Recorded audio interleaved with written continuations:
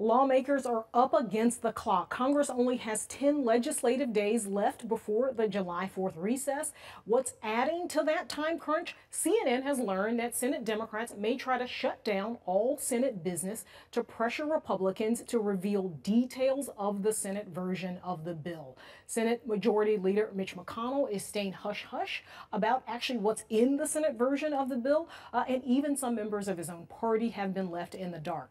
That's making some GOPers worry even more about the time crunch. Republican leaders have been sending bits and pieces of the bill to the Congressional Budget Office to be reviewed, but it would be a very tough turnaround to get the final legislation scored in that short time frame. Phil, you've been hanging out on the Hill, talking to Republican lawmakers on this. Where do things stand now with this bill? They're not there yet, and I think there's no question about that. But I think they're close, and I don't know that they're going to have a lot of options going forward. Look, you mentioned the timeline, 10 legislative days. It's very clear Senate leaders in the Republican Party want to vote before July 4th.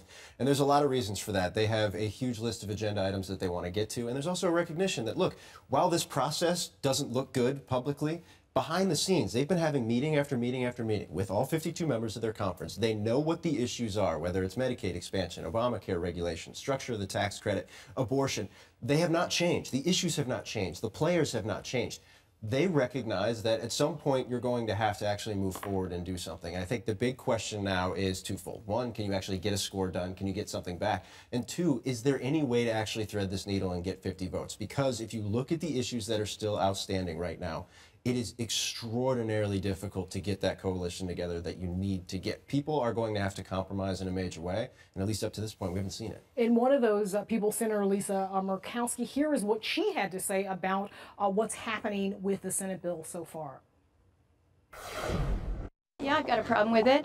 If I'm not going to see a bill before we have a vote on it, that's just not a good way to handle something that is as significant and important as healthcare.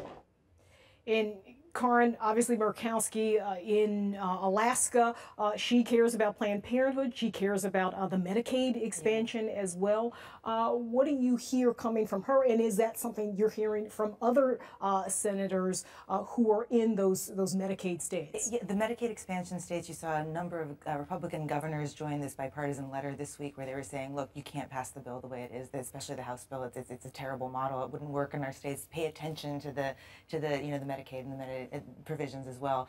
You also have, Murkowski is a senator from a rural state. The rural states have a special interest in this because they do rely on these federally funded programs so much more than others do.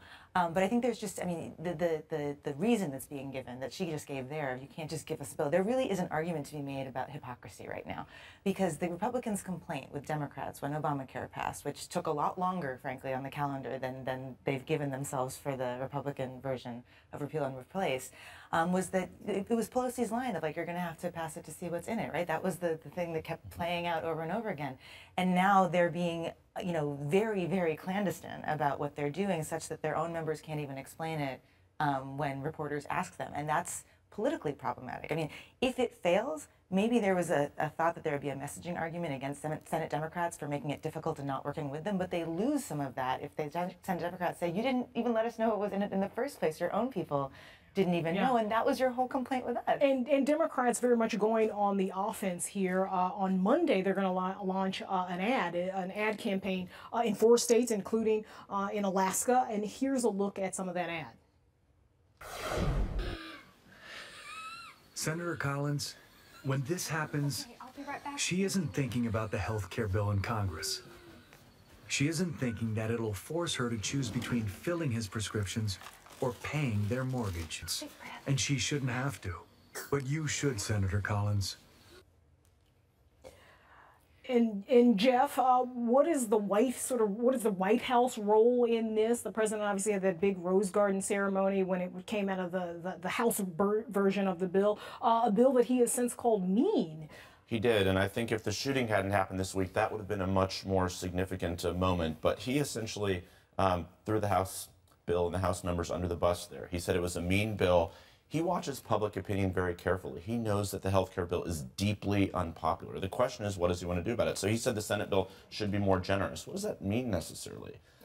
He didn't explain. And the challenge here for the White House is that the president has not been that involved in the Senate bill, and that is just fine with the Senate. They do not really want him involved or the White House involved. But the challenge here for him is to reconcile all of this. I mean, the mean factor of this is something that is going to probably going to be a huge issue for him, because once this bill passes the Senate, if it passes the Senate, right, a big if yet, it has to, of course, go back to the House, and that will take White House leadership. That's the moment the president and the White House will have to step in and sort of bridge that gap.